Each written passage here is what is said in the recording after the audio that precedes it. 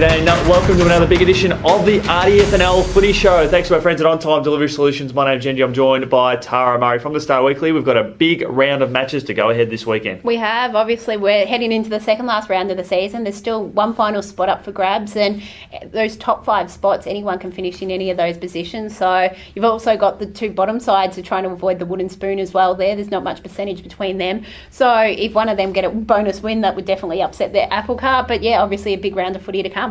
Let's talk up the probably one of the more intriguing matches of the weekend, involving the Mighty Hawks. Their finals place is on the line this weekend. Exactly, and obviously they're taking on Rockbank. Woodend would expect to get a win there, and I think everyone would tip Woodend to get a win there, and probably a big win at that. And they just need to make sure they get this win. They probably want a little bit of a percentage boost. I think they do have a better percentage than Romsey at the moment. 14% at the moment. Yep, obviously I think there's a game between them in the ladder, so obviously Romsey's a game ahead with the 2 rounds remaining, and they've both got very similar draws in the run home. So Woodend just need to make sure they get the win and get a bit of a percentage boost, and then they just have to worry about other results going their way and then worry about what they can do in the final round. Well, I think for them as well, it's important to try and get a really good solid game together so they can prepare themselves for Riddle the following week. It is, and obviously I saw them play against Romsey last week and they were pretty good. Tom Carlin, their coach, admitted they probably got ahead of themselves a little bit, and they dropped a couple of matches they shouldn't have dropped. I think obviously the Melton Central's game was one, the Sunbury Kangaroos one was another, that they were sort of focusing on those games against those bigger teams, and in the end, for a side that hasn't played finals for a number of years, they're in a different situation. They're not used to having to worry about trying to win these matches to make finals, so they got a little bit of ahead of themselves, but then bounce back with a brilliant performance against Romsey, and if they continue that form, then they could be a chance to sneak into that top 6. Speaking of Romsey, they do take on Riddle. Are the Redbacks a chance to bounce back? Look, obviously there's a chance. We saw that Romsey upset Macedon a couple of weeks ago. So you look that they have shown at times bits and pieces that they can match it with those best sides, but they have to play their best footy, and that's what Corey O'Sullivan said a few weeks ago. He goes, we can match it with these top sides, we can beat these top sides, but only if we're at the top of our game. If we're 10 to 15% off, we're not going to beat them. And obviously they're playing Romsey, who's the team with the hottest form in the competition, and we saw these 2 teams play last time they played each other, and Riddle could have quite easily won by 100 points. They did have some poor goal kicking that day, and I think Romsey kicked a couple late, so if it's that sort of performance again, it could be a big one, but I think it'll be a little bit closer than that. Romsey, if they get the win this week, that sort of basically seals their finals berth with 1 week to go. But they're up against the hottest team in the competition in Riddle, who haven't dropped the game in quite a number of weeks, so certainly it's going to be a tough ask for them, especially given that Riddle kicked very accurately and played a good game last week against the Kangaroos. Well, that's it. The Bombers are winning whether they're kicking accurately or not kicking accurately, and that's the case. So we have seen, hopefully they'll be hoping to continue that better goal kicking in front, that better goal kicking. So if they can do that, then they'll go a long way to get the win. But we're seeing they're getting lots of scoring shots. At times they're having 30 to 40 scoring shots. So if they're getting those many opportunities, you are going to kick the goals and going to get the win, and I think they'll get the win this week. Melton Central's take on Rupertswood. The Centrals were disappointing by their standards on the weekend. It is, and we saw these 2 teams probably play each other about a month ago, so not that long ago. And in that one, Melton Central sort of took it up to them. The Sharks were 2-3 quarters. I don't think the Sharks played a great game, and they were missing several key players. So obviously this time it's at Arnold's Creek, and we know depending on the winner, Arnold's Creek can be a hard ground to score at, especially at the far end. So it'll be quite interesting. I'm expecting the Sharks to have a good win here. They'll want probably a better performance than the one they put out against Centrals last time.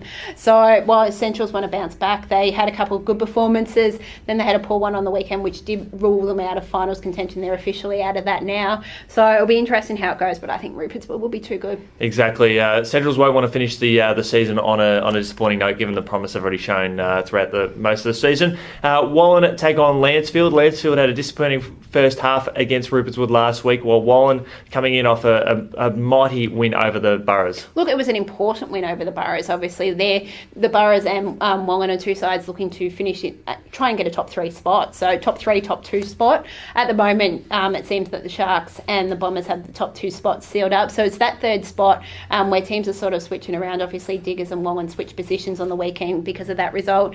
I think Wallen has a lot better percentage. I think their percentage was 40% better than Diggers' Rest, if I remember correctly. So obviously this could be a percentage booster for them here. They don't necessarily need it, but they want to get back into playing some good form. They've been a little bit inconsistent. Yep. not just from week to week, but also in games.